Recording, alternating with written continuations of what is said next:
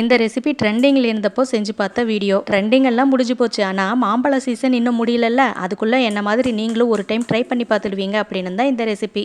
Mango மோச்சி எப்படி செய்யறதுன்னு பார்த்துடலாமா? நல்லா பழுத்த மாம்பழத்தை எடுத்துக்கோங்க. அதை இந்த மாதிரி சின்ன சின்னதாகவோ கட் பண்ணி எடுத்துக்கலாம், இல்லை மிக்சியில் நீங்கள் அடிச்சியும் எடுத்துக்கலாம். கூடவே வடிகட்டின தயிர், நான் இனிப்புக்கு தேன் சேர்த்துக்கிட்டேன். நீங்கள் கண்டென்ஸ்டு மில்க் இருந்தால் கூட சேர்த்திக்கோங்க. இதுக்கு ரொம்ப முக்கியம்னு பார்த்தீங்கன்னா இந்த ரைஸ் பேப்பர். வெது வெதுப்பான தண்ணியில் 1 செகண்ட் போட்டு எடுத்திங்கன்னா சூவியாக இருக்கும். நார்மலான தண்ணியில் நினச்சி எடுத்தாக்கா சாப்பிட்றப்போ சாஃப்டாக இருக்கும். நினச்ச உடனே எடுத்துக்கோங்க, இல்லாட்டி அதெல்லாமே சேர்ந்த மாதிரி ஒட்டி வந்துடும். நான் வந்து விரல் சூடு தாங்குற மாதிரியான வெது வெதுப்பான தண்ணியில் தான் நினச்சி எடுத்துக்கிட்டேன். இப்படி நினச்சி எடுத்தது கூட நம்ம கலந்து வச்சிருக்க மாம்பழ மிக்சிங்க உங்களுக்கு வேணுங்கிற அளவுக்கு வச்சுட்டு இந்த மாதிரி 4 பக்கமும் மடிச்சு எடுத்துக்கோங்க. இப்படி மடிச்சு எடுத்ததுக்கு அப்புறம் ரைஸ் பேப்பர் நிறைய மடிச்சு வச்ச பக்கம் இருக்குல்ல, அந்த பக்கம் கீழே இருக்கிற மாதிரி தட்டுல வச்சிடுங்க. அப்பதான் நீங்க எடுக்கிறப்போ பிஞ்சு போகாம வரும். இதை வந்து அப்படியே 1 மணி நேரம் மட்டும் ஃப்ரிட்ஜில் வச்சு எடுங்க. 1 மணி நேரம் கழிச்சு கூட எடுக்கலாம். ஆனா சாப்பிட்றப்போ ரொம்ப ஜில்லா இருக்கும். 1 மணி நேரத்துக்குள்ள எடுத்தா நம்ம சாப்பிட்ற மாதிரி ஜில்னஸ்ல சூப்பரா இருக்கும். தயிர் சாதம் கூட மாம்பழம் வச்சு சாப்பிட்ற மாதிரி தான் நல்லா இருந்தது.